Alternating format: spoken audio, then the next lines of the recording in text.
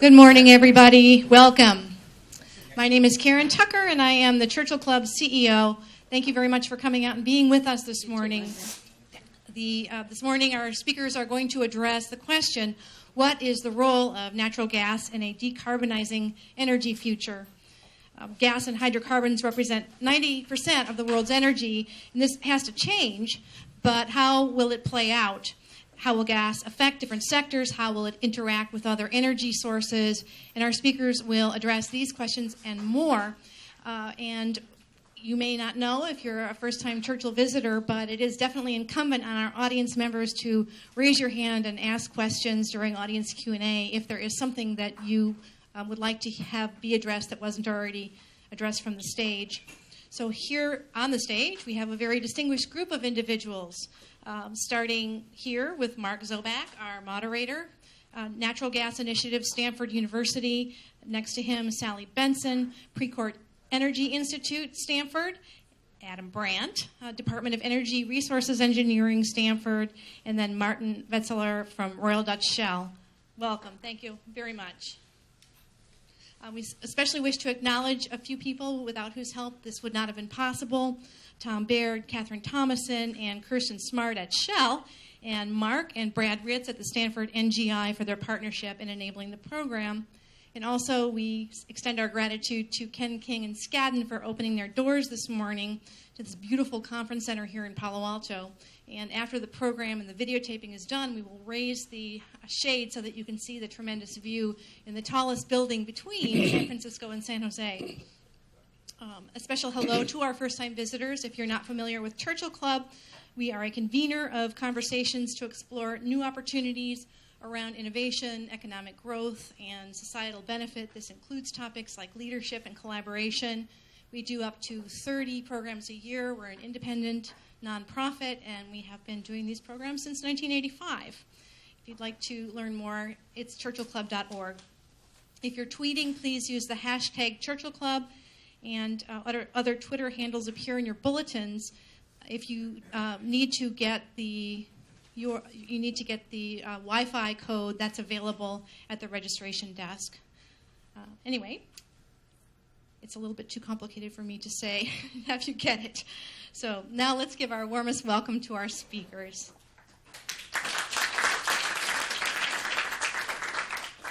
Well, good morning, everyone. I'm Mark Zoback. We're each going to introduce ourselves very briefly in just a minute.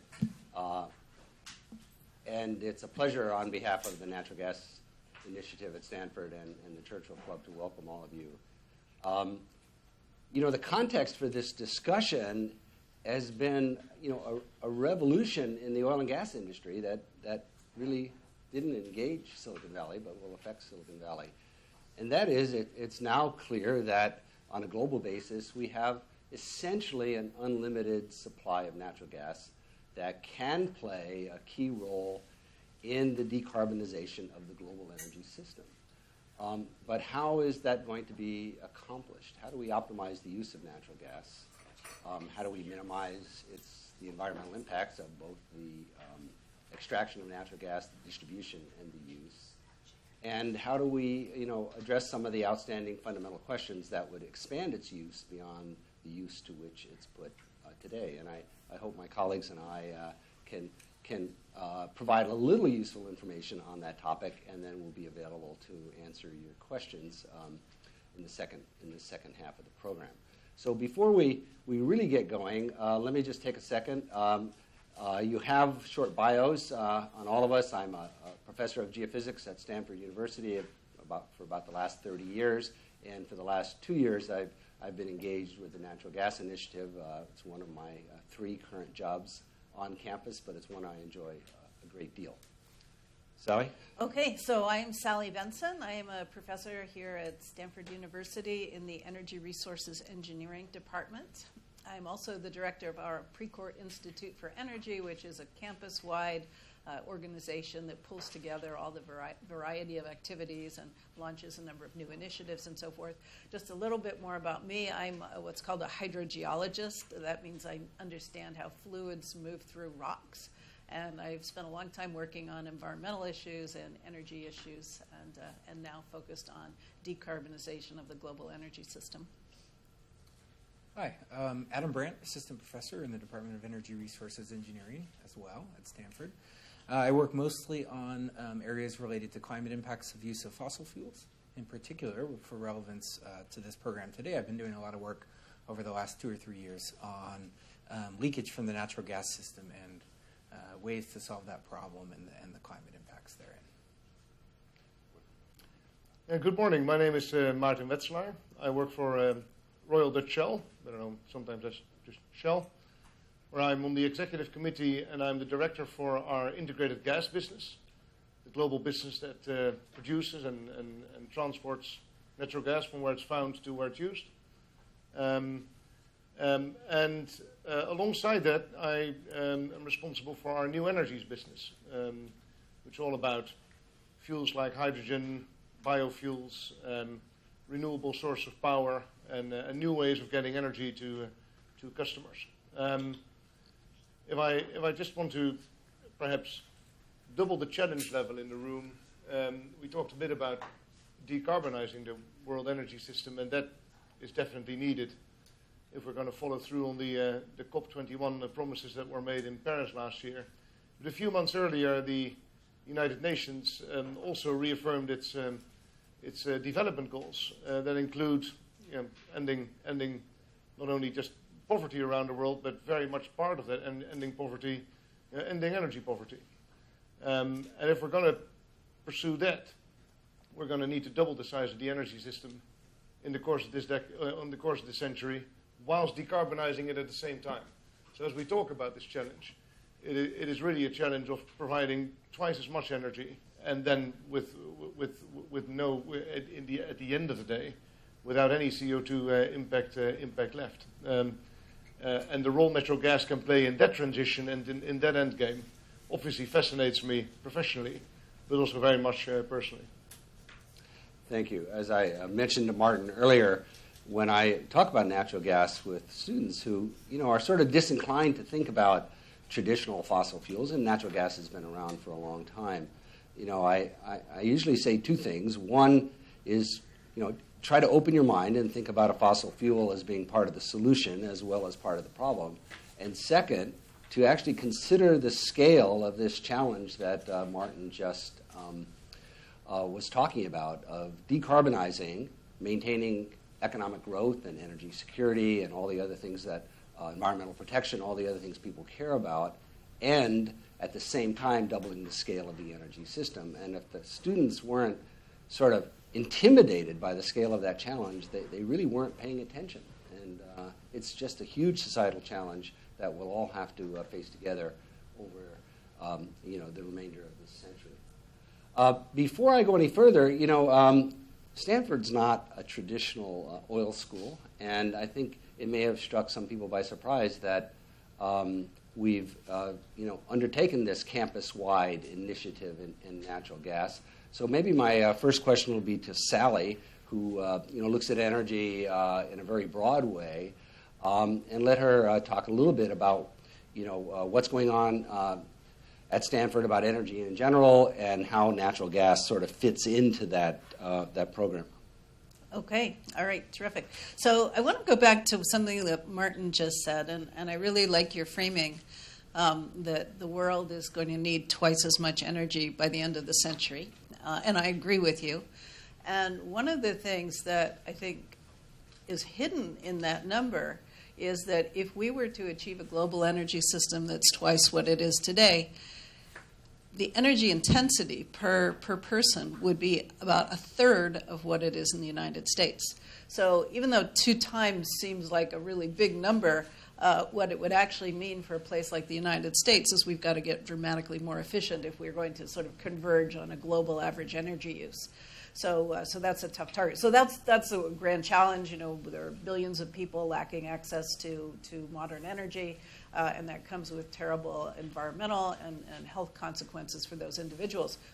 At the very same time, you also mentioned decarbonization. And the best way to think about that is that by 2100, we need to have zero emissions of CO2 and methane and everything else. As a matter of fact, there are many studies which say not only do we need zero, but we probably need negative emissions. In other words, we have to be actively extracting carbon dioxide from the atmosphere and sequestering it in some place.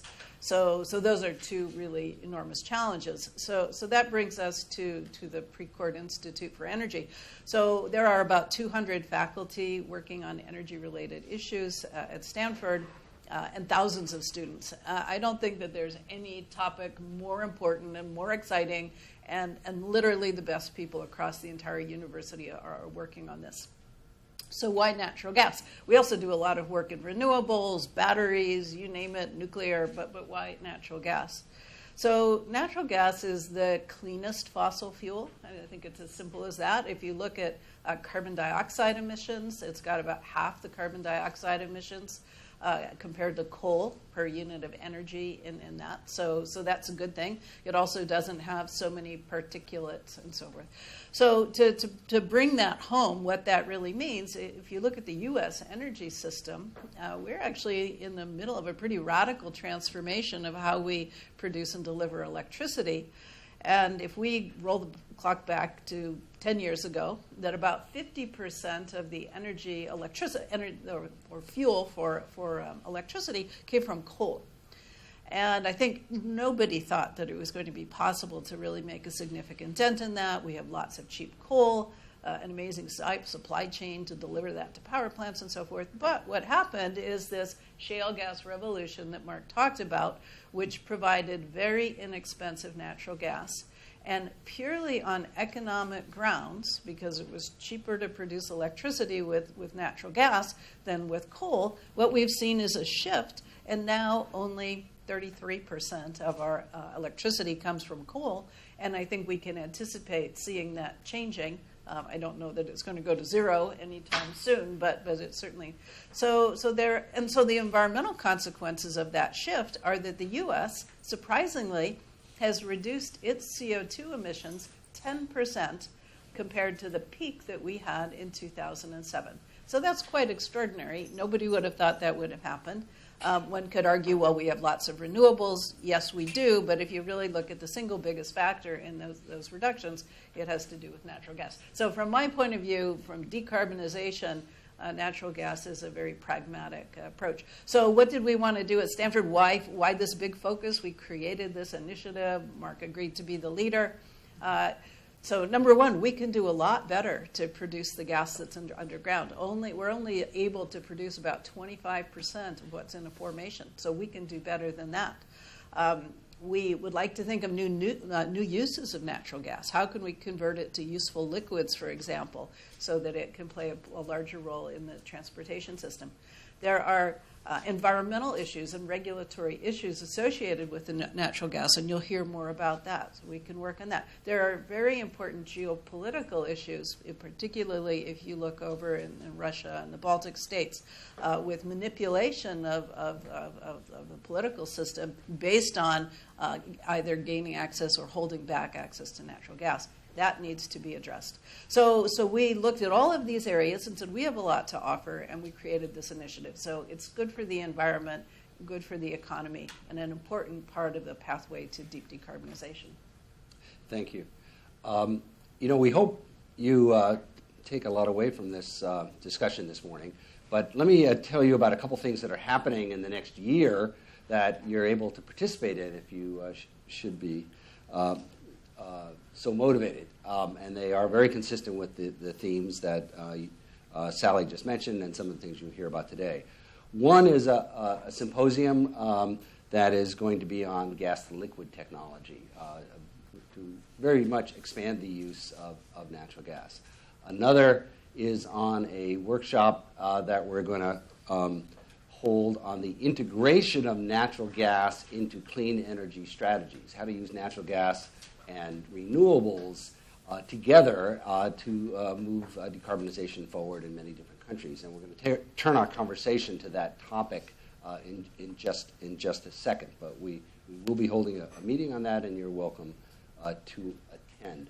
A third is the use of natural gas for addressing energy poverty. Well over 1 billion people have no access to energy as we know it in any form, are basically picking up sticks and using them for heating, cooking, and whatever their needs are. And natural gas can play a role in that as well. And finally is an effort to somehow capture in sort of an objective way an overview of the opportunities and benefits and do a comprehensive risk analysis on natural gas from extraction to end use.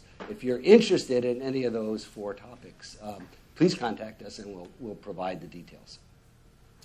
So one topic of particular interest to a number of us on the panel is the use of natural gas as part of strategies to decarbonize. Many people very simplistically think, well, we know where we are today. We have a fossil fuel dominated energy system. We know where we want to be in the future. We want to decarbonize and use renewables to the extent possible and decarbonize completely, as Sally and Maarten pointed out. But they don't see the fact that that there's a role for natural gas, an important role, a critical role, many of us believe, in working together in an integrated way with renewables to achieve that decarbonization goal. So I'd like to take a few minutes now and let both Maarten and Sally comment on this and how they see moving forward, not from a perspective of Silicon Valley or California or even the United States, but how to move forward globally. Maarten? Yeah, thanks. And when you talk about decarbonizing the energy system, it's useful to break it down in a number of its component parts, because they all have different decarbonization trajectories. Some are easier than others, and the role of natural gas in all of them is different. So if I break it down to 4, which would be power, transport, industry, and buildings, you will first of all say there's overlap between them because power provides energy to the other 3, but it's still useful to look at the 4. Power generation is probably the one that's most discussed as the one that needs to be decarbonized and that can be decarbonized, because renewables, wind and solar, are the obvious inputs that would decarbonize a power system. Few things to remember there is, first of all, electricity only powers 20% delivers 20% of the total energy demand in the world. So even if we completely decarbonize electricity, which isn't totally trivial, we'll only in the current energy mix have decarbonized 20% of the total energy mix. The rest is really transport and industry. And so one of the things that we need to do is to really push electrification very, very hard of the other sectors in order to make sure that electricity comes to its full potential in terms of helping to decarbonize the energy system. But as you do that, then clearly that in any trajectory that goes from today to an end state where electricity is mostly or even exclusively powered by renewables, there's a very, very big job for natural gas to play. In the near term, it's all about making sure that coal gets out of the energy mix and gas and renewables take its place. And then over time, as an electricity system that gets used to how it deals with the intermittency of renewables, how it adopts new storage strategies, gas will still be needed in order to provide the kind of stability that we are used to. And it's not only about comfort, but it's also really about keeping our society running from a perspective of the economy, manufacturing, etc. So electricity is an important one to get right. The second one, when it comes to buildings, that's quite an exciting sector of the energy mix. Buildings use a lot of power or a lot of energy, and essentially can be totally electrified. They don't need anything else than electricity, and through the pathway of electricity, they can therefore be totally decarbonized. Then you're left with transport and industry, and they're more tricky. So on transport, you can certainly partly electrify transport, and there's good examples around from California and other parts of the world where we're starting to use electricity to go around. But particularly heavy transport, ships, trucks, buses, it will probably need other sources, and natural gas can play a very, very important role, not only in transition, but also in the end mix and making sure transport decarbonizes as much as it can. And the same answer holds true for industry, where a number of light industries can certainly electrify, but a number of the heavier industries, chemicals, steel production, cement, simply don't need the energy intensity of a hydrocarbon. And again, pushing those industries to use gas predominantly or even exclusively rather than the current alternatives can really help us get to a decarbonized world in the end. So across the four, gas has neither a transitory role or a destination role to play in getting those sectors of the energy system to the lowest carbon intensity possible. Sally? Okay, yeah. So I'll bring it home to California. And how many of you have the app Cal ISO Today? Okay. The app on your phone? Oh, okay. Anyway, there's one on your phone, too. Anyway, that's like my favorite website.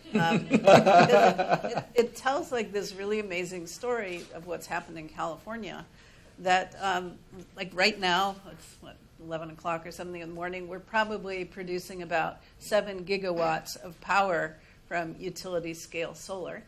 I'm guessing we're probably using around 25 gigawatts of total energy. And basically what happens now, because we have this enormous amount of utility-scale solar, which is incredibly exciting, is that starting around 6 o'clock in the morning, power comes up, pretty much stays flat throughout the middle of the day, and then it drops off. Okay, but it's really providing a lot of power. As a matter of fact, it's more than wind in California. But there's a real challenge in the morning when the sun comes up, and all of a sudden you're generating all this power. We have to rapidly turn off a lot of other generation. We can't have over-generation on the system. Electricity is really astonishing. You have to, at every moment, have perfectly matched supply and demand. So we have to turn off a lot of generation. And then in the evening, everyone comes home. That's actually our peak demand time. But that's exactly when the sun is going down and the power is just dropping off precipitously. So how do we make this work? Well, in California, what we do is we use natural gas combustion turbines, and actually we're doing even our natural gas combined cycle plants. They're now operating in such a way is that they can be turned on and off to help meet supply and demand and keep that steady flow of electricity while still allowing this enormous amount of solar on the grid. So that's right now. So it's a challenge now. But look forward to 2020. California is committed to 33% renewables by 2020. And we're about 25% right now. And how are we going to do it? Well, the real answer is it's going to be more solar. As a matter of fact, we'll probably triple the solar on the grid. And there will be times when solar is nearly providing all the electricity Californians are using, all Californians. But that's going to create even more dramatic challenges. Sometimes you've probably heard of the duck curve. It's another way of saying it. But basically, without the ability to ramp up and down gas turbines, it would be impossible to accommodate the enormous amount of solar. So contrast us to Germany, for example. They also have a huge amount of solar on their grid. They've really been the leader and the pioneer, and thank goodness for them. But they have coal as their backup to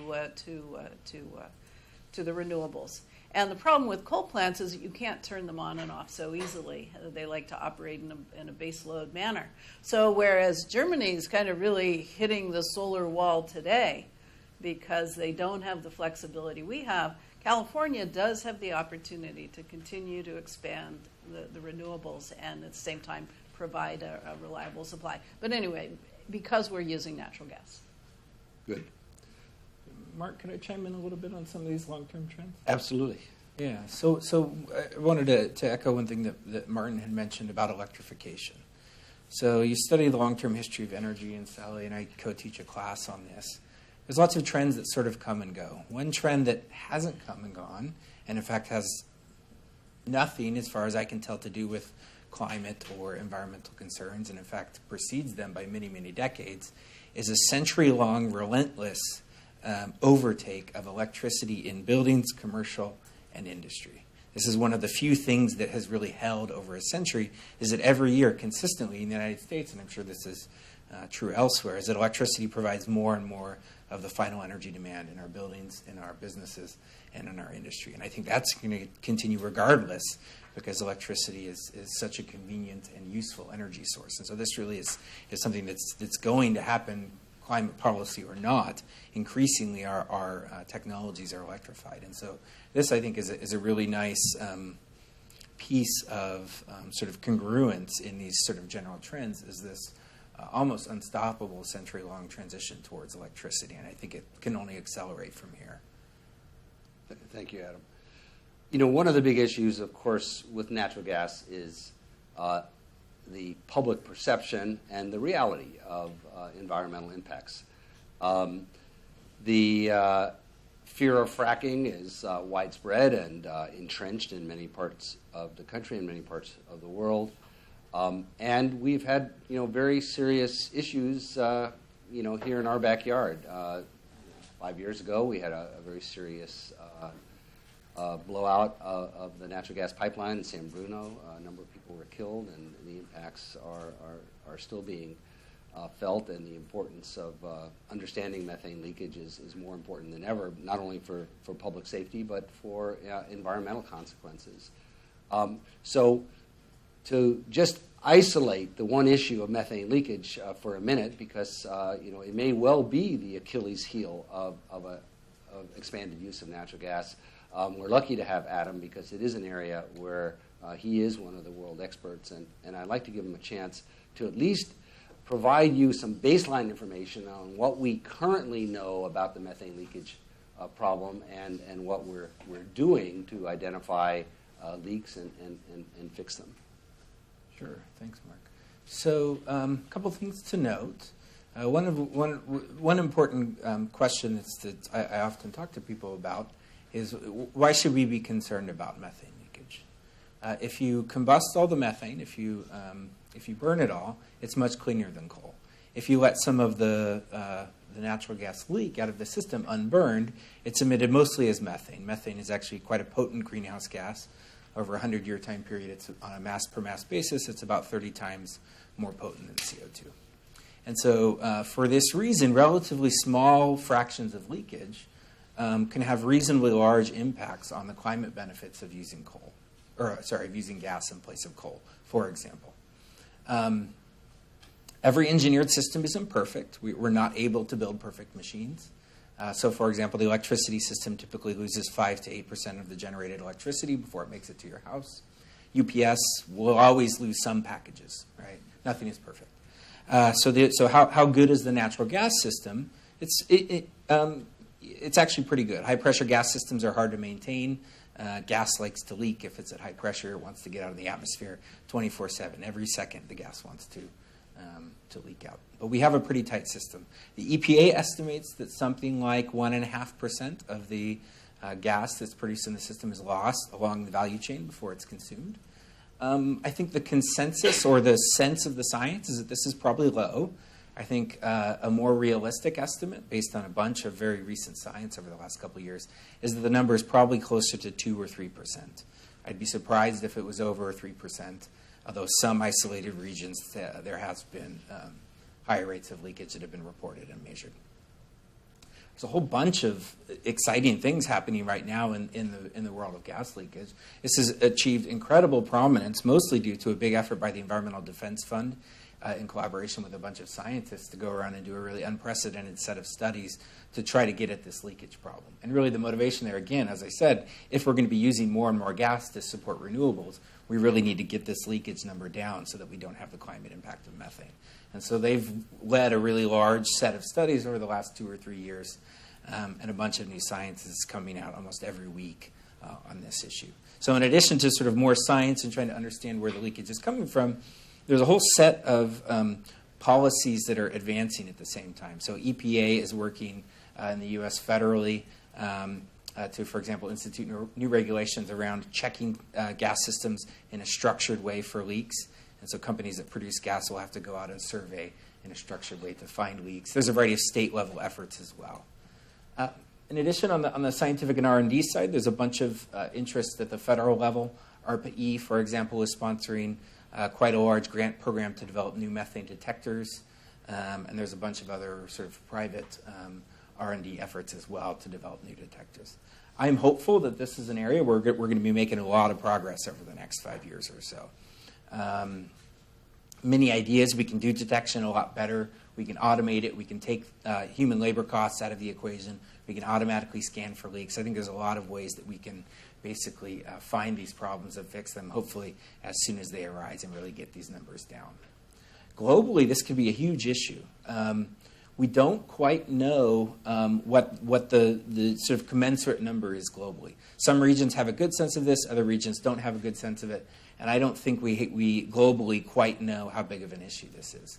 This is something that I think going forward is going to be an increasingly large issue, is how do we get a sense globally of how important this leakage problem is, and how do we get this number down everywhere so that gas can provide this sort of firming role for a highly renewable dependent future. And I think that's critically important. I don't think gas is an enemy of renewables. I think gas actually is a huge facilitator of high renewable fraction grids.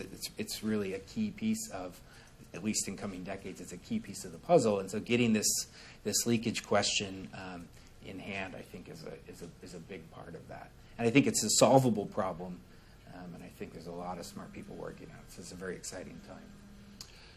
So the last set of issues I'd like to discuss before we throw things open is where are the real research needs? Where are the real opportunities where natural gas can play this larger role that we all envision, whether it is making gas available in parts of the world where they're dependent on LNG, whether we're talking about using natural gas more broadly, whether it's making plastics or ammonia or clean cooking fuel, as well as helping to keep the lights on.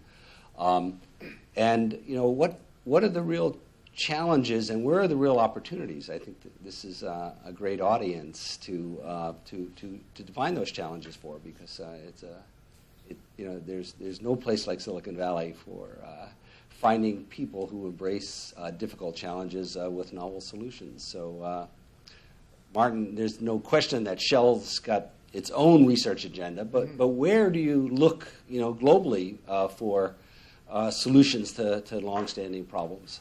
How might Silicon Valley help Shell?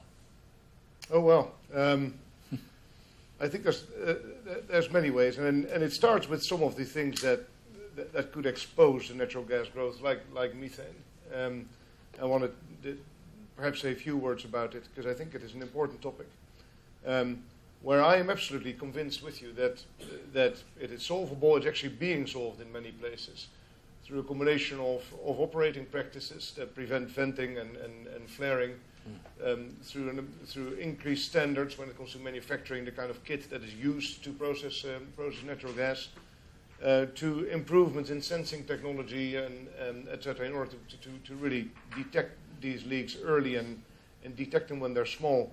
We have, walking around our gas plants around the world, people with essentially using technology that is about that scans the pipelines and the various vessels and can pick up very, very small leaks, which in natural gas, of course, is tricky because you don't see it.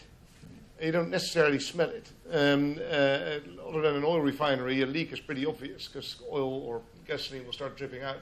In gas, you really need detection mechanisms to do it. But nowadays, we're able to pick up very, very small leaks and act on them. So it is partly about technology, but it's also very much around operating practices in the developed world, but also in the developing world, where this issue doesn't always get the same kind of prominence that we give to it.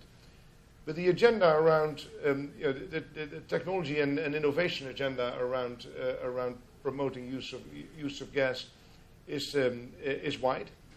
One of them, and you mentioned before, is how can we get the conversion of gas to liquids, which makes it so much easier and more user-friendly to store and to transport. How can we get that to be on the right side of the CO2 agenda, because it's quite an energy-intensive process to turn it into liquids. So you don't want to incur so much CO2 that actually the whole process becomes additive to CO2 in the world rather than the other way around. And cheap enough so that you can really do it at scale in various places. We do gas to liquids in a number of places in the world.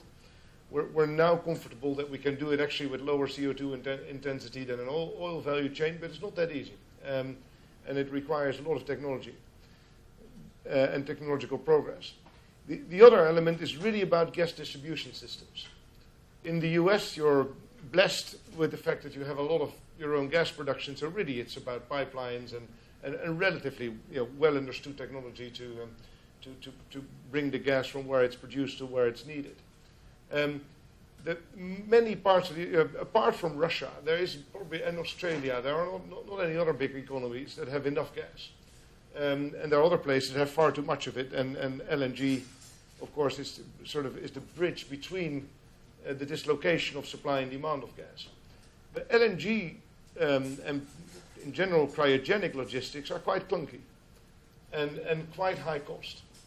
And some of the very promising work, it's probably more engineering research than fundamental R&D, goes into how can we get the cost of distribution of liquefied natural gas, particularly the finer distribution, down, so that indeed it makes sense to bring it to the islands of Indonesia or the Caribbean or the Philippines, that you can use it for finer transportation networks, get your trucks, get your barges to run on natural gas, but not incur an enormously high cost to get there. Because one of the things that natural gas really needs to continue to prove, that although everybody understands it's more environmentally friendly than most alternatives, apart from renewables, it shouldn't be unaffordable. It should, if it becomes too expensive, then it will price itself out of the market, and coal comes back with all the impacts that would have. So finding low-cost ways to do fine distribution of LNG and natural gas is one of the key things we're looking for. And then the third thing, and I think where Silicon Valley is particularly well placed, is to think of how can the power of digital really drive energy efficiency. Because I want to just indeed reflect on, we say doubling the energy is required. And indeed, as you say, if all the 10 billion people that end up living in the world by the end of the century would use as much energy as the citizens of the United States do today, we need to increase the energy system by a factor 6. Yeah. And that is truly impossible. And it will certainly be impossible to do that and decarbonize it at the same time.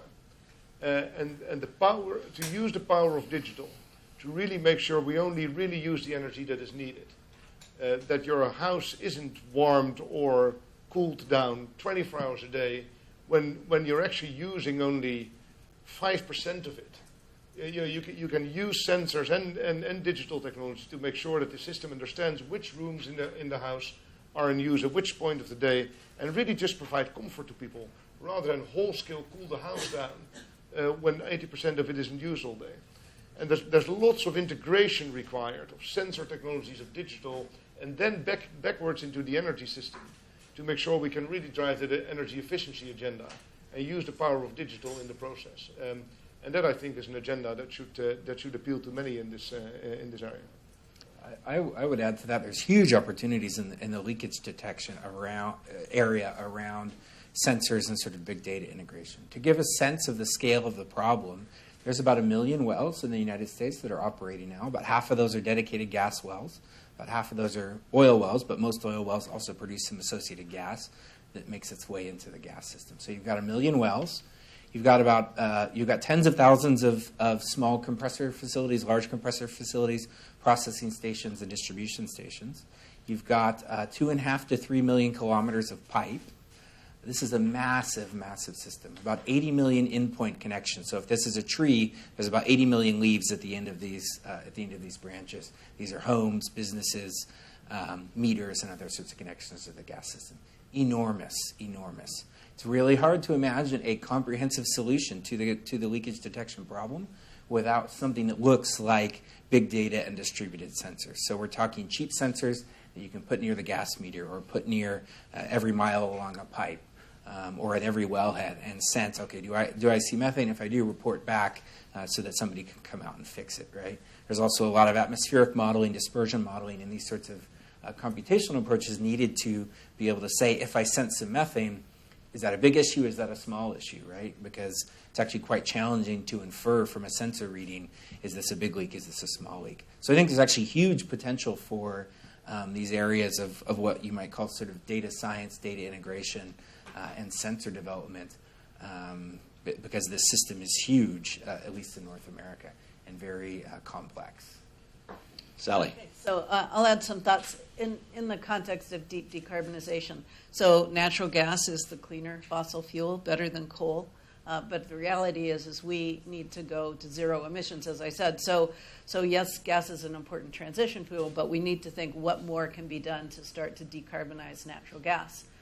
And there are two major pathways, both requiring technological breakthroughs. So the first one, if you think about producing power from a natural gas-fired power plant, carbon dioxide can be captured from that facility. We can scrub the carbon dioxide out of the gas and take that gas back and pump it underground. So, and the oil and gas industry is actually ideally suited. Imagine a world where you have a gas pipeline going from the gas field, through the pipe distribution system to the final end use, and then a second pipeline going back with carbon dioxide that's been captured, aggregated, and sent back to the gas fields or back to oil fields where you could pump it underground. So there are lots of technological opportunities, because today the cost of capture is high, the amount of energy it requires is too high, and that's really the biggest problem. So we need technological improvements in that. There are also all kinds of opportunities for sensing and monitoring that carbon dioxide that's pumped back underground to make sure that it's going where we wanted to put it and it's staying underground. So that's one set of opportunities. Another opportunity goes to transportation, to the transportation sector. So today we can imagine, especially here in California, that light-duty vehicles, cars, what we drive, will become electrified. That trajectory is well on its way. And again, if we have a low-carbon electricity system, we can decarbonize the light-duty transport sector. For heavy-duty transport, it's quite a different issue. And it's not clear that electrification is going to be the optimal pathway. In many ways, hydrogen is a better alternative for heavy-duty transport. And you can make you can make hydrogen from natural gas. Actually, that's the way it's done today, and it's the cheapest thing to do. And again, you can sequester that carbon dioxide. So basically, you take methane, you reform it, and then you do a water-gas shift reaction. You get pure hydrogen, pure CO2. You sequester the CO2, and now you've got this hydrogen that you can use in a fuel cell, or you can even combust hydrogen. And again, that's an area of both fuel cells, the hydrogen distribution system. All of that needs a lot of progress in order to make it cost-effective and scalable. So those are two big opportunities for natural gas to even play a bigger role by more deeply decarbonizing the natural gas itself. Thank you. From a personal perspective, I've spent most of my career working on earthquake research and oil and gas research, and they've come together and in an interesting way because of all the earthquakes being induced associated with unconventional oil and gas development in the United States. But like a lot of these other environmental problems, they're solvable. Once we study the earthquakes and understand their origin, we find alternative ways of operating to solve that problem, the same way we solve other environmental problems. And I look at a lot of the consequences of unconventional gas development like other things that grow very fast, and Silicon Valley is very familiar with a lot of these things. And in fact, what's happened is that this resource, which 10 years ago we were talking about building LNG import terminals into the United States. We were running out of natural gas. Now we have more natural gas than we know what to do with. We see LNG becoming a mechanism by which natural gas is a global commodity like oil. And we see countries like Lithuania at this conference that Sally mentioned, which was totally dependent on Russian gas. Suddenly, by being able to import LNG, their gas prices went down by 25% overnight. And so we have now a globally distributed supply, and we, of course, have a global need for these resources. And the system's changing very fast, but the regulatory and operational environment is not often changing in a commensurate way, and things get out of balance, and we find these long-standing environmental problems either exacerbated or we find new ones, but we simply have to identify them, work on them, and they have engineering solutions just like there are solutions to all industrial processes.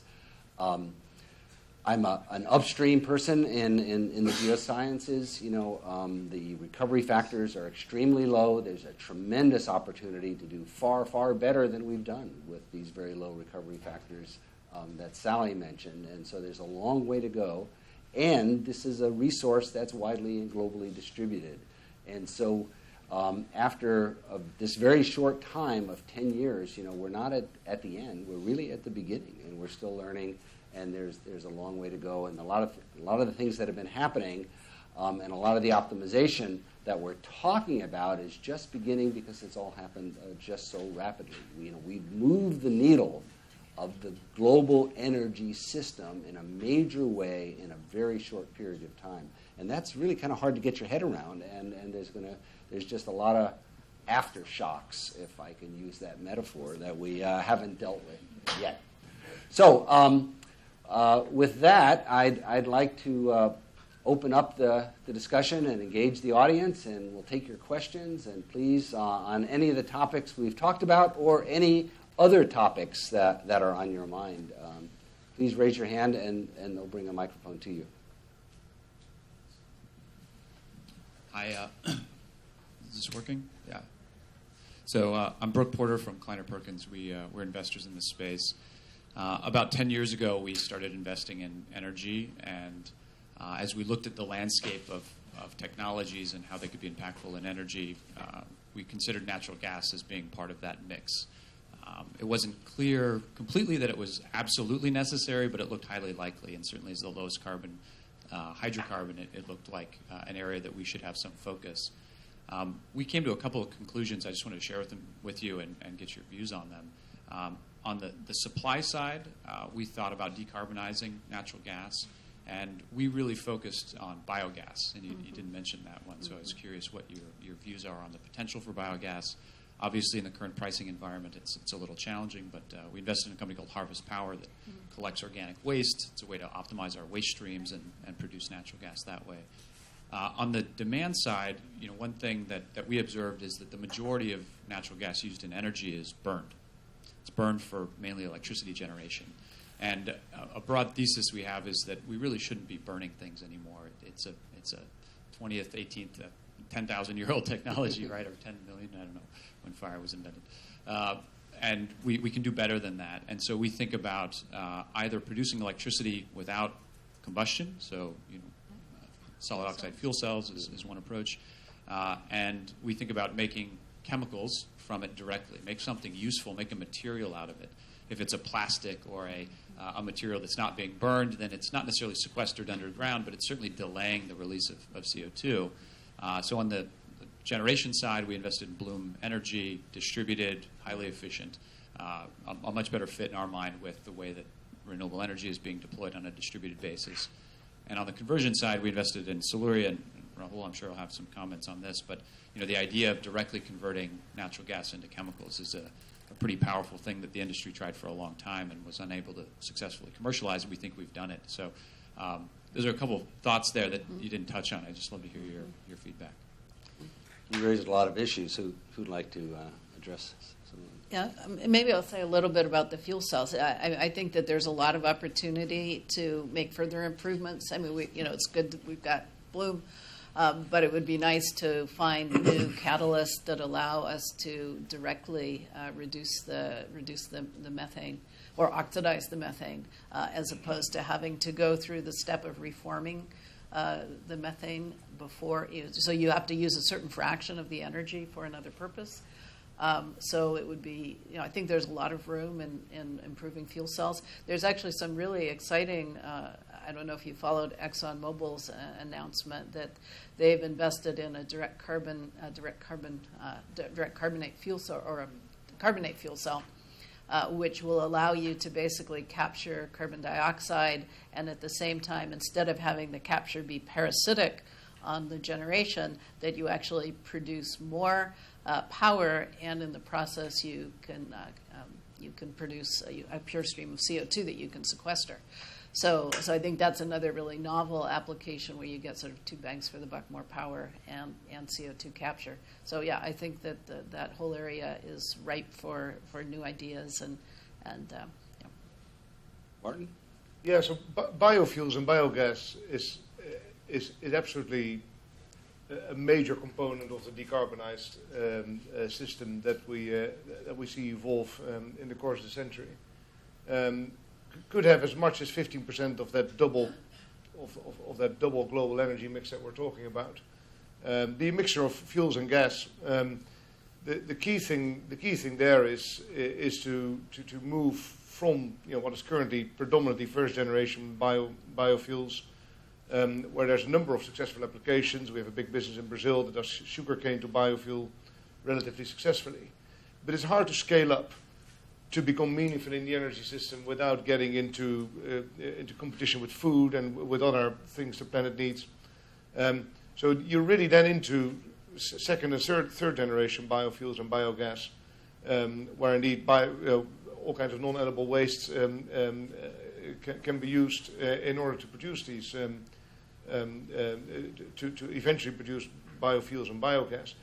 And it's not only important because obviously being bio, it will have absorbed CO2 in order to become what it is. It is also the only really promising area where you could go into, apart from capturing and sequestering CO2 out of the atmosphere, which is tough to do economically. It's the only area where you could really get into net negative emissions.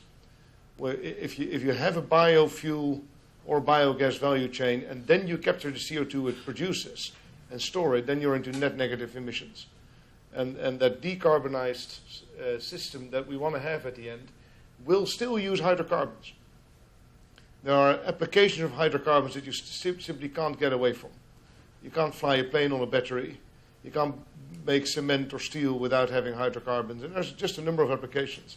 So there will be CO2 emissions that are hard or uneconomic to capture. So you need a very substantial bio part of that energy mix, and then capture the CO2 it produces to become net zero. And we believe that can be done. But it's also limited in total. So with more than 50% bio will be difficult in terms of the amount of waste that is around that you can usefully use, which is another reason why you can't go beyond doubling the energy system, because the amount of bio will otherwise shrink too much relatively in the system. And then you can't get to net zero anymore. So bio, very, very interesting to hear your story, and we're a big believer in biofuels as a major part of the future energy system, and a big investor in it. Adam? First disagreement. I don't think biogas is worth a penny of your money, to be totally honest. It's really, there's fundamental problems with, biogas and biofuels may have limited applications, especially if we need some portion of net negative emissions in the later part of the century. I can see that. The fundamental problem is that humanity has nearly completely decoupled itself from natural energy flows and the magnitude of natural energy flows. Wes Herman, as part of a GCEP effort about 10 years ago, did the first fundamental mapping of sort of global, what's called exergy, or global energy flows around the planet. As it turns out, what's called net primary productivity, so the fundamental productivity, the fundamental capture of solar energy by all plants, oceans, algae, trees, grasses, everything, is about 90 terawatts, okay? And that's a unit of 90 trillion watts continuously averaged over the course of a year. Humans consume, we're at probably close to 20 terawatts as we speak.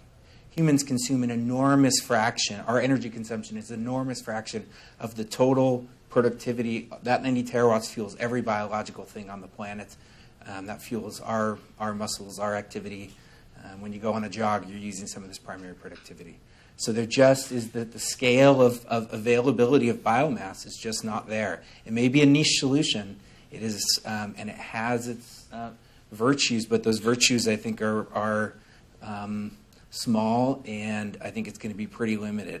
I think we are living in a future where humans are using even more energy, in comparison to what natural systems can provide. Another really important example of this is fertilizer.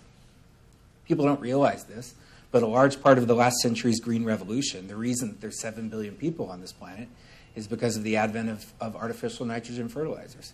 Plants are fundamentally nitrogen limited. It's the limiting macronutrient in most global ecosystems is nitrogen. Humans produce far more fixed nitrogen than natural ecosystems ever did. And it's been estimated that something like 70% of the nitrogen molecules that are in your body, in your muscles, in your DNA, and everything are produced from artificially fixed nitrogen, basically from natural gas. That is, if we did not have artificial nitrogen, something like 70% of people would basically not be alive. Okay? And so we have to, biomass has a really fuzzy sort of feeling about it. It gives people nice feelings. It just does not work to provide the amounts of energy that humans need. And I think from a fundamental physics perspective, it's just not going to be the solution. And Yeah. I don't know if you want to. Yeah, so Chris Field, who works at the Carnegie Institute, did a study for us at the Global Climate and Energy Project looking at the potential of biomass, particularly looking at use of marginal lands, so not cutting down new forests, but taking marginal lands, not using agricultural lands, and concluded that about 15% of the global energy demand could be met with bio. So on one hand, you can say that's a giant number, and on the other hand, you can say, well, it's not a very big number. I just want to give an anecdote about the use of biogas, though. This would be landfill-generated gases. So I had a student who we were working on deep decarbonization of industry in emerging economies, and we looked at the steel industry, in particular in Brazil, and said, well, is there any way we could decarbonize the steel industry in Brazil? And it turned out that biogas, waste landfill gas, looked like an interesting opportunity, and there are now new technologies to produce steel without coal, using simply natural gas. It's a better, more efficient process. And it turns out there's enough landfill gas in Brazil to fuel the entire steel-making industry, which is one of the largest in the world. So whereas it's maybe not a big part of the solution for things where you don't have other alternatives for decarbonizing, like steel making, I think those are really interesting opportunities. And so 15% is indeed also the kind of ceiling that we use. Oh, okay. So 1.5. Okay, right. 1.5. I didn't say 15. No, it's right. 1.5 would be the ceiling we use. But it's not a nice to have in the system if Right. you really want to decarbonize. Yeah. You have to have it because it's the only thing that you can push into net negative Right. that we can see at the moment. Yeah. None of this is the solution. Well, You need a lot of solutions. Well, I wanted to add one point. In terms of an intermediate research goal, and Sally alluded to, anything that can generate a pure stream of CO2 has the potential for beneficial use, and greatly reduces the sequestration problem because when you actually consider flue gas, a very small part of that is in fact CO2. So that's one thing that is sort of an immediate goal. And another, which is a longer term and a more difficult goal, is to do something beneficial with that carbon that's in the CO2, and that's to put the CO2 into a solid, the carbon into a solid form, whether it's carbon fibers or whatever. And it solves both the sequestration problem. It's a much more stable thing to do, and it's providing what can be something put to good use. And that's a more difficult issue, but would certainly be a welcome one. Other questions, other issues? Hi, my name is Nina. I'm with Parker Hannafin, the Fairfield Division up in Richmond. Totally not new thing. We've started in the natural gas vehicle industry, I guess within the last 5 years within my division in Parker. But I know that's been around for a long time. I heard you say using natural gas to help hydrogen be the fuel for a heavy truck, and I've heard you say that transportation, the heavy-duty transportation market could maybe use more natural gas. So just hoping to get more insight on what your thoughts were about that. And outside of just heavy-duty truck, also stationary engines and rail possibly as well, just if you had any views on where natural gas can play there. Okay. Natural gas is a direct fuel for transportation. Martin? Yep, it's as you say, it's happening, and it's actually quite a healthy growth market where we see increasingly ship owners switching to using LNG as a fuel for their ships rather than heavy fuel oil or marine gas oil. Gas is cheaper than most of the other liquids, and it's clearly cleaner. One interesting anecdote: we're seeing a lot of cruise ship companies starting to get into energy fired ships. A 6,000 people cruise liner use the amount of power of a village of 30,000 people. So these are big power users. From a corporate social responsibility perspective, but also visibility, a cruise ship leaving the harbor with this big black smoke behind it is never good for the advert. So we see a big uptake in the use of LNG for heavy transport, ships, and indeed trucks, and in some cases buses. Although buses tend to use more compressed natural gas than liquefied natural gas because they don't need the range. And that's an exciting development because clearly from an air quality perspective that helps a lot, and there is a CO2 benefit, although it's in the low teens rather than the coal to gas, it will be a lot more. I think if you think further forward though, that gas used by ships and trucks will be burned, in the engines of the ship, and the CO2 that's released there is really difficult to do anything with. So although it's more friendly than the current solutions, that will still be a CO2 producing journey. The way around that will be if you in a centralized location use the natural gas to produce hydrogen, you can capture the CO2 and do something useful with it, or put it into the ground, and then use the hydrogen to use in fuel cells and ships and trucks to actually truly have a zero carbon value chain.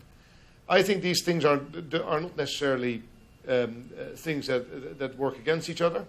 The hydrogen solution will take a lot of time from an infrastructure perspective and from a technology perspective to become scalable. In the meantime, moving to natural gas instead of fuel oil and gas oil has CO2, but also very importantly air quality benefits. So I think that's probably a sequential thing. And even in the long term, there will be transport solutions that just need the energy density of the LNG solution, so they will live next to each other. But that's how I see the long term play out. Don't know what Sally, what do you? Yeah, you agree with that? maybe to say, I agree with that. No, I think that sequence of events is right. I mean, one of the challenges that we have with regard to use of natural gas in heavy-duty transportation is that today the engines and trucks that can do that are more expensive than a gas or a diesel-powered engine. And when oil was $100 a barrel, natural gas, I don't know if you remember, there was the whole natural gas highway, and there were things popping up all over the country, and that was very exciting. It has non-CO2 emissions benefits that make it attractive, particularly for things like ports. But as long as there's not a significant difference in the cost per BTU of fuel, I think it's going to be hard to really jumpstart the natural gas trucking industry, unless, for example, it's just driven by policy, which is focused on other pollutants that are associated with the use of diesel in heavily congested areas. Yeah, the science on the greenhouse gas benefits of gas use in transport, as Maarten said, the benefits are pretty marginal. I think that to a large extent over the coming decades, the climate challenge is really we got to get rid of coal.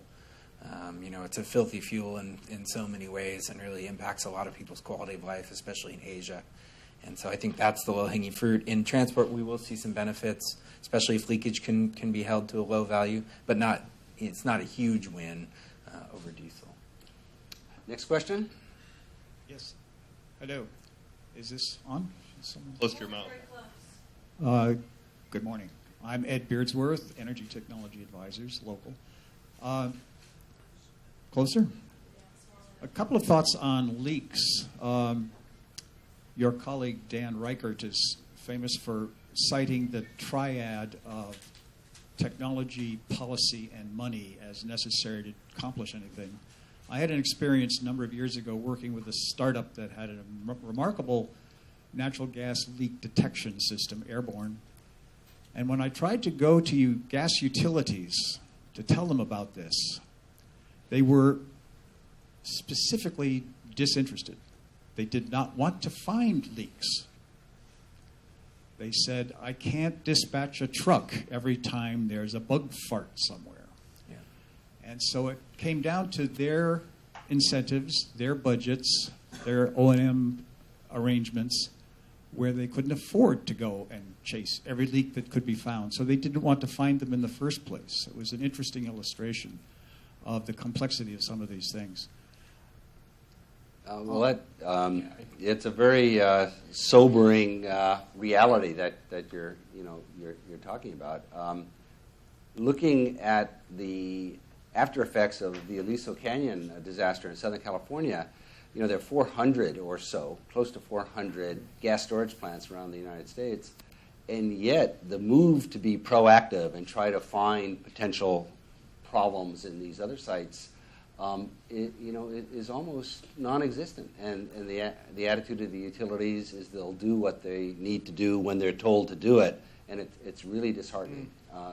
Being proactive would be I also wanted to go into the question of landfill gas and wastewater treatment and the role for anaerobic digestion and so on. If you don't do those things, it's going to escape as methane. Mm-hmm. So the idea of dismissing any kind of a biogas initiative is an important part of this. It's going to be an emission of methane rather than something else into the emission. The final question I wanted to ask, and then I'll stop, is comparing all of these leaks and emissions to what happens thanks to Mother Nature.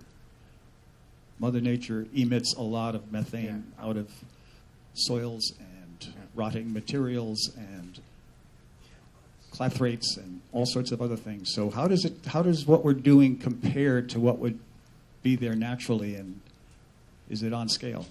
So those are good questions. Yeah, so back to biogas. Okay, I'll step back. I didn't need to be so harsh. It's fine. We need to do it. California captures most of its landfill gas. Everywhere needs to do that. We can use it. It's not going to solve the problem in general, but it will make a contribution, particularly where we need carbon in an industrial process, for example. With regard to leaks, I've heard much the same that you've heard. Sally's students work with high-pressure gas in the lab. The thing, and I talk to these students, and they're pulling their hair out. And the thing about high-pressure gas, nature abhors a vacuum. Nature abhors a pressure differential. 24/7, 365 days a year, every second that gas wants to escape. It's relentless, okay? So leaks will be there. This is very problematic from a regulatory point of view. EPA has a new regulation. Essentially, as we read it, the regulation suggests you will use an infrared camera. They're amazing. We have one. Super fun. You can see the leaks. If you find it, you fix it. The companies are terrified of this. Good policy in theory, sounds great. You're going to find a lot of stuff. The vast majority of those leaks are not economic to fix. What we find is that there's the distribution of the size of gas leaks is extremely what's called heavy-tailed. A large fraction of the emissions come from a very small number of the sources. We have something we call the 550 rule. If you fix the largest 5% of leaks, you're going to solve 50% of the problem. If you fix the largest 10% of leaks, you're going to solve 80 to 90% of the problem. So really, the push should not be if you find it, you fix it. This incentivizes people to not look very hard. Because I don't want to find this because I'm going to spend thousands of dollars fixing something that's leaking a tiny amount of gas. It really should be, you find it, you get smart, you say, that's the big one, let's fix it as fast as possible. Yeah, there's going to be small leaks everywhere. It's inevitable. Ask PG&E. Ask anyone, they're there. But you got to find the big ones. You got to find them fast. You got to fix them. No tolerance for big leaks, and let's be smart about where we put our money because we don't have infinite money. Kleiner, you guys may know this. These commodity energy industries, brutally competitive. No mercy. No mercy. Extremely tight margins on everything. These are hard businesses to make money in. You tell these guys, now you need to send people around and fix every tiny little thing. I've been in meetings with these folks. It gives everyone complete indigestion because they're trying to stay afloat as it is with $2 gas. So this is a real problem, and I think maybe a bigger challenge in reality than technology or any of this big data stuff we were talking about earlier is the policy incentives. I don't really work on them, but it's a huge challenge. I agree. I think policy plays a big role there. Actually, we have infrared cameras at all our gas facilities, and they're great. They're unbelievable. Yeah, they're really cool. There is the gas price in the U.S., of course, particularly low. Yeah. There are other parts in the world where people actually make a business out of this, where they go to plants and say, we will detect your leaks and fix them, and you will give us the equivalent of the value of the gas that is now still in your system over a period of time, and you will pay that out to us. And that's a business model. We have people offering that to us. And I don't know whether it's been offered to us in the States. With the gas price, it may be problematic.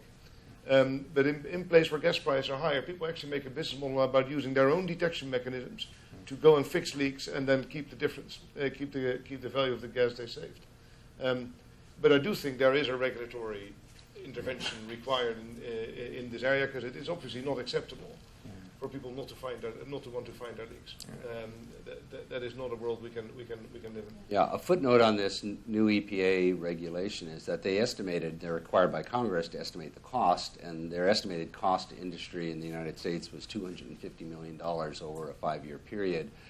And at a recent meeting, one company came, kind of a mid-sized independent producer, said the cost they estimated was $250 million for their company alone.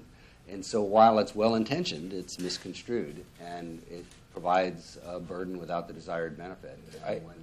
When 1% of, 5% of 1% are causing 50% of the leaks, 1 in 2,000 leaks, you really have to create a system that looks for them and addresses that problem as quickly as possible. Yeah, sorry, let me clarify what Mark just said. That's important. In surveys where they've gone out to gas facilities, about 1% of components or valves or things like this are found to be leaking on average. It's 0.5%, maybe it's 1.5%. Just think about 1 in 100 components has a problem. Of those, the top 5% of all leaks, so 5% of 1% is 1 in 2,000 is really the problem. You find those 1 in 2,000, fix them very quickly. No leniency on those ones. Fix them quickly. Hugely NPV positive. Huge profitability to fix the big ones, and that's a vast majority of the problem. And so really focusing our efforts on the big ones is where very smart. Just to add a little more to that, so there's a technology, a cavity ring down spectrometer. Picarro, a company in the Valley, developed that, and it turns out that it can detect very minute amounts of methane. And Rob Jackson, a professor at Stanford University, took that instrument, put it in a car, and literally drove the streets of Boston and then Washington, D.C., and found an enormous amount of leaks in the gas distribution system, which is entirely different than the upstream, production facilities. And the reality is it's not very expensive to buy one of those, and pesky academics or other motivated people are going to be driving the streets, finding these things. And so already we're at Stanford seeing an alignment between the utility companies and this kind of research to join together to not do this as a gotcha, but let's go out and do this together. Let's really develop the methodology. So I think the combination of cool technology and creative individuals have figured out a way that will focus more attention. And I'm more optimistic that the companies will want to address these problems. And I'm optimistic that the policy in the future will be based more on science than simply a sense of what needs to be done, because it wasn't based on good science. Next question. Can I ask you to comment on the natural emissions? So compared to pre-industrial levels, ambient levels of methane are quite a bit higher. They've gone up by 500 ppb or half a ppm. Industrial emissions do contribute. My understanding is the global methane budget is reasonably poorly understood. And so where all these fluxes are coming from is still, in many ways, I've heard it said there was an editorial in Science, where is the extra methane coming from? Methane has started to go up again in the atmosphere after about a 10-year plateau. Not well understood. Lots of combinations of extremely complex natural fluxes, agriculture, rice paddies, animal farming. it's a very complex subject. Well, and then concerns about the melting of the tundra areas where permafrost, where you have methane clathrates present that can start to release. So that is a really big concern. If warming continues and goes to high levels, we could really have a very large natural methane release. Yeah. And so keeping as low as we can is a real motivated by that. Yeah, hi. Dan Miller from the Rotor Group. I want to challenge the premise of some of the discussions here today. So natural gas generates about half the CO2 compared to coal inside a turbine. But overall, as we're talking about fugitive emissions, there's really, it's not that. And also it's 30 times more over 100 years, but over 20 years it's more like 100 times more powerful. So over 20 years, good chance that natural gas is as bad as coal when it comes to global warming, not human health and air particulates and things. So if it is, and we have this 2-degree limit from COP21 and a 1.5 degree limit, which is an aspirational goal, well, the first 3 months of this year was 1.5 degrees above pre-industrial temperatures. We have the lowest Arctic ice ever. We have recent scientific papers saying we're going to see multi-meter sea level rise this century. So things are really kind of going off the rails from the climate point of view. So my understanding is that we're supposed to be down at zero emissions by 2050, and you can't reduce emissions by increasing them. So if we're continuing to pump out more fossil fuels, including natural gas, which again on a climate basis, maybe you'd agree, is 25% less bad than coal. When you overall, if it is 1.5% instead of 3% or something like that. So given that, how do we have to go to zero in a few decades from now, and everything we learn is worse than we thought the year before. Yeah. How do we really deal with this if we have to actually go to zero? Yeah. Well, I think maybe we all have a response to that, because you're raising a lot of really important issues. The fact of the matter is that coal is the fastest growing source of energy in the world. And so, using a far cleaner fuel, both with respect to greenhouse gas and air pollution, is quite beneficial. That wasn't an option, not that long ago, but it is an option now. Removing the methane leaks from the system as it expands, but also finding the leaks that have been in the system for a long time. These leaks that Sally referred to in Washington and Boston, this has nothing to do with the modern era of unconventional gas. We're talking about 100-year-old pipelines, iron pipes in metropolitan areas that are leaking gas to the atmosphere. These are findable, fixable, and everybody benefits. So the attention paid to this problem, because of the concerns you raised, will fix longstanding problems that are irrespective of any expanded use of natural gas. And and I guess the third thing I'll say, and let the others contribute, is this this critical period where we need a lot of energy, we need clean energy fast. This what we refer to as the transition in electrical power and maybe small and light duty vehicles and the parts where natural gas can make a contribution. It will make a contribution.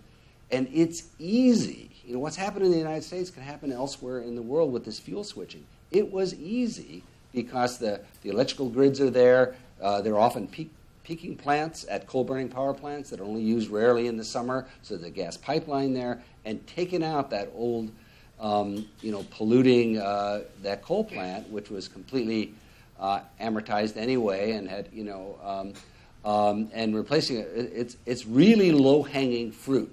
Now, addressing the broader issue and how we do this transition and what role gas is going to play over a longer period of time is a really important question for all the reasons that you raised. What I challenge you said is clean air, which I agree. Particulate matters, no less mercury and all that kind of stuff. Mm-hmm. Well, let's put that aside and just look at the climate challenge, because if we don't solve the climate challenge, the particulate problem is not going to be a big problem for us. But you said it's also much better from a climate point of view, but I'm saying it's not. It's as bad as coal over a 20-year period, maybe. And I'd like to hear your thoughts. And maybe at best 25% less bad. So that's not really much better, especially when you have to go to zero. Yeah. So A couple things. So over a 100-year time period, the sort of trade-off between coal and gas, according to a paper in the Proceedings of National Academy of Sciences, is in the 7% leakage sort of range over a 100-year period. Over a 20-year period is in the 3% range. A couple things to note. One is that gas power plants almost always draw directly from a large diameter either transmission sort of pipe or a large diameter distribution main, which knocks out at least 0.5% of distribution emissions. And so the effective emissions associated with a large gas plant are lower than gas you use in your house because it doesn't go through this leaky infrastructure. I think a target of 1%, which there's an industry collaborative called One Future, which is a bunch of gas producing companies aiming for 1%. I think that's doable. And in that case, there's clear benefits. Coal is filthy. Coal is absolutely filthy and needs to be removed from the human equation. It's really a nasty fuel. It's the fuel of the past. I think the challenge in Asia, they think it's not like people in China don't know this. Why are they not using gas? Gas is seen as historically, and I think this is what Mark is talking about. Expensive, subject to geopolitical upset. China doesn't want to be beholden to Putin and all these things. Maybe with an expanding gas sector, the idea that coal is the reliable fuel for Asia, for the billions in Asia, maybe that goes away and maybe it becomes gas. And I really think if we do it well, there's large benefit both for people and for the climate in the near term. In the long term, you're totally right. And I even think in the medium term, gas and renewables are not enemies. I think we need to push renewables as hard as possible because we don't just need to change out the system we have, we need to double it. That increase in energy use is going to happen. It doesn't matter what I think. It doesn't matter what you think. There's 7 billion people on the planet. They want more energy. I'm not going to tell them to use less energy because I have a nice life using a lot of energy, although I try to be efficient. I can't tell someone in China not to use energy, so it's going to happen regardless. No one gives a damn what I think. Okay? So it's going to happen. So how do we make it happen? I think we make it happen by making natural gas a clean source. And so the idea that you have to use coal in India, in China, where they're still building huge numbers of plants, can go away. And I think that's an immediate low-hanging fruit. I think it'll have huge benefits for the climate if we do the gas system right. Yeah, it's all these numbers have ranges, but yeah, it's important. First of all, if you compare purely the power plant comparison between coal and gas, it's even better than 50%. It's kind of 40% of the CO2 intensity of coal. Whether you use the two most efficient ones or the average fleet in the US, you get to about 40 instead of 50. The reason it goes to 50 is indeed the methane difference. But we shouldn't forget coal, particularly deep mined coal, emits quite a bit of methane as well. On a 100-year basis, the 50% is absolutely robust. On a 20-year basis, you get somewhere halfway, and that's a philosophical debate that you and I won't agree on. But the 50% on a 100-year basis, which most of the global science uses when it looks at climate change, the 50% is robust. The important part, indeed, as you say, is to displace coal as soon as possible, because if we wait and design the next generation solution and continue to emit as we are for the next 10 years, it's all about cumulative greenhouse gases. So moving fast is important. And one of the concerns I have, as you say, 2050 net zero energy would be consistent with 1.5 degree temperature rise. End of the century is consistent with about 2% energy, 2 degree energy, and we can debate between 2 and 1.5. We can debate how fast gas needs to go out of the power system, but at the moment we're not even going to 2 degrees. We're overshooting in a big way. I see Paris in a sense as the moment when all the governments took a subscription to the gym, but they're still wondering. They're still not quite. That's a great analogy. Still got a kid on the bike and ride. Whether they're going to use it is still to be seen, and in some places more than others. The coal to gas to me is a no-brainer, but it clearly isn't enough. We need to work very hard on storage solutions, so eventually, your solar can cover 24 hours a day in California rather than needing lots of fossil fuel backup over time. But the science is that isn't ready So at the moment, rather than waiting for the perfect end system, we need to act, we need to move. And at the same time, and that's one of the things, is continue to really work hard on bio, on hydrogen, on storage solution, etc. And I think the role that policy has to play in this is one of the things that we probably haven't discussed much today. But I do believe that where governments, particularly the German government perhaps, but also the US government, have been quite instrumental in driving down the cost of solar and wind by feed-in tariffs, etc. And lots of, in Germany, more than $100 billion has been spent on this. In Japan, very major amounts. The amount of money that goes into thinking through hydrogen solutions or building infrastructure to make hydrogen work, into CCS subsidies to make carbon capture, is tiny. And because somehow it isn't something that the politicians believe the public wants. But the public needs it. And so there's a big policy agenda that I think is, that at the moment, I think we haven't expressed much today. And certainly doesn't get the traction it needs to even get close to zero emissions zero carbon by the end of the century, let alone halfway. Thank you. Okay, next question. Doug Kirkpatrick, I'm the CEO of Blackpack. We're a small East-based startup commercializing a next-generation technology for co-fueling vehicles using both natural gas and liquid fuel. We use a nanoporous carbon to actually store the natural gas at much lower pressure and therefore a much lower pressure compressor, which allows us to make the system dramatically more affordable. I loved your gym membership analogy. I'm gonna steal that from you. Yeah, because I think we all are. Yeah. I was going to use the analogy being a parent and getting my kids to invest in their 401k. That little investments now make a big difference later, and we don't want to be thinking, oh, we'll just make the investment 20 years from now when I'm rich. You want to take the $1,000 now and get it into the investment account. So small changes now are equivalent to much, much larger changes that may be required later. So I think we need to have our mindset much more around how do we aggregate large numbers of little changes as quickly as we can.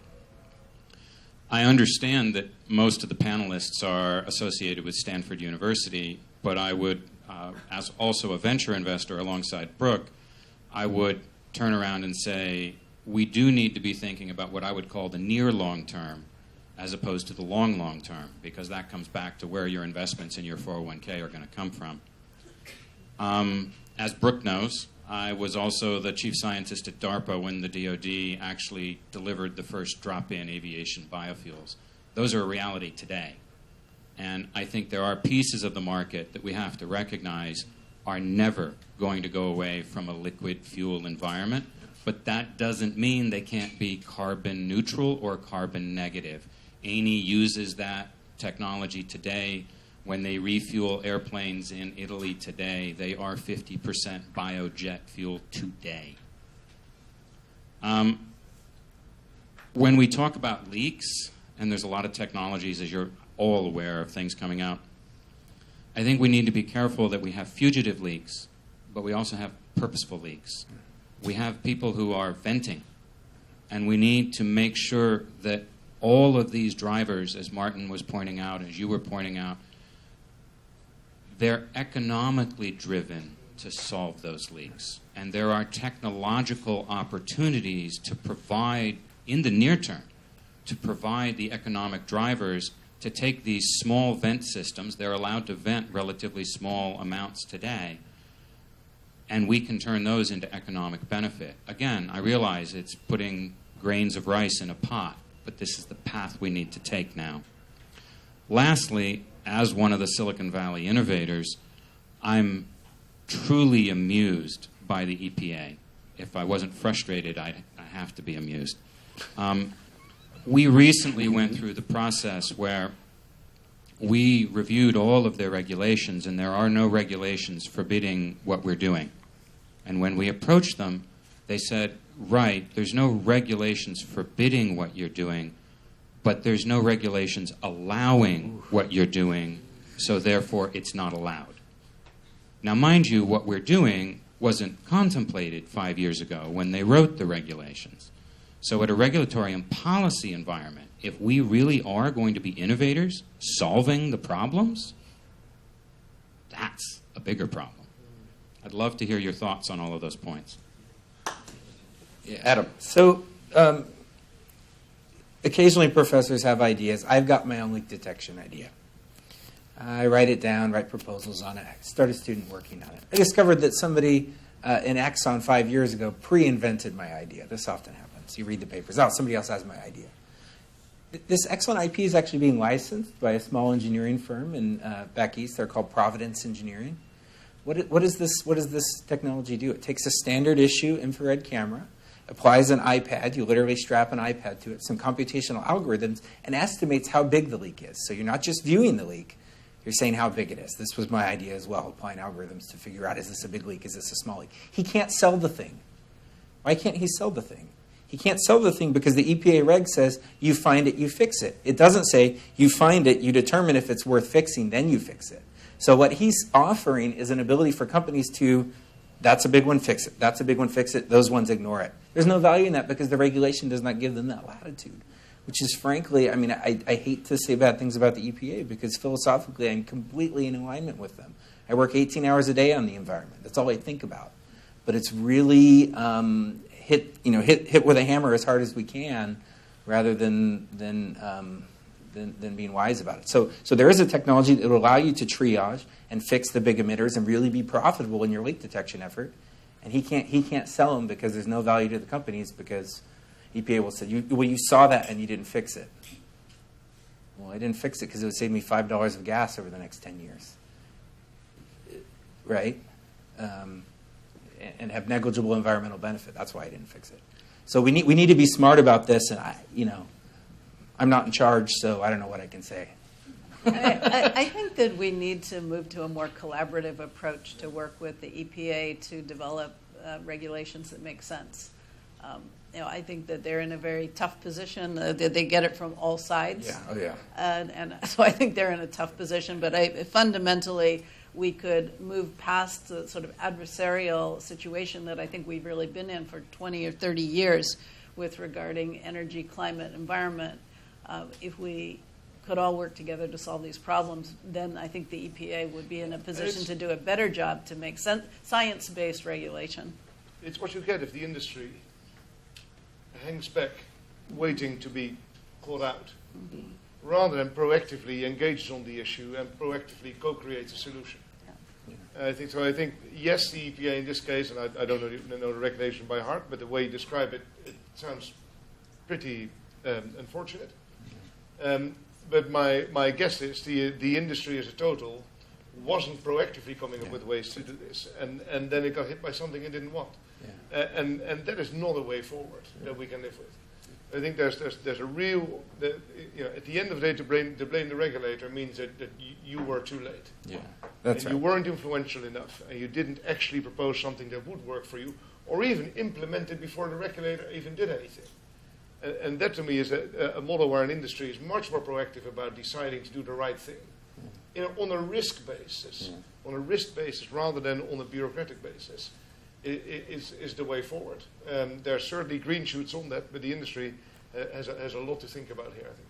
Yeah, and I didn't mean to throw any rocks at the EPA. They as Sally said, they have to hide under their desk because they get rocks thrown at them from all sides. So I didn't mean to contribute to that. I'm just a little frustrated that it seems like a smarter way to do it is effectively disallowed by the way the regulation is written. I'm with you, frustrated about my own industry. Yeah, that isn't proactive enough to shape its own destiny and then complains about the regulation that's just hit it. We need to do better than that. And if I can interject a word from one of our sponsors, that's one of the goals of the Natural Gas Initiative, to be a convening authority to discuss some of these issues from the perspective of an academic institution, as opposed, when a company says something, it's viewed with suspicion right from the get-go, and you're kind of swimming upstream, no matter how logical and sensible the argument is, and it's understandable why that is.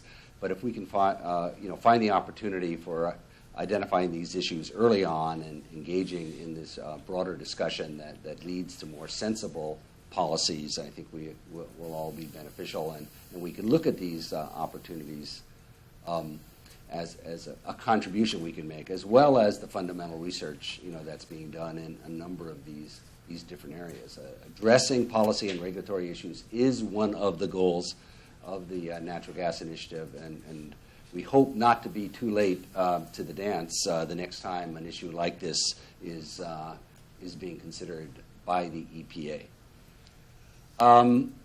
I'd like to thank our panel for a lot of useful discussions. There are a lot of things we didn't get a chance to talk about, but I hope our comments have been useful and helpful. I think we'll all be here for a few minutes as we end the session, and we can follow up individually on different topics. So if the audience would please join me in thanking our panel, and we thank all of you. Thank you very much. We really appreciate you sharing your views so candidly with us. Thank you for your great questions. As a very small token of our appreciation, we have for you today the Churchill Club speaker T-shirt. Please wear that in Free good T-shirts. health. All right. Thank you very much. Our next program is on the 21st at the Rosewood Sandhill. It is about category design, the emerging discipline of defining and hopefully dominating markets over time. Hope you can join us for that. You have been a wonderful audience. By the way, a recording of this should be on our YouTube channel early next week, so please share it with others if you believe that this conversation would be useful to them. Thank you so much. Have a wonderful day.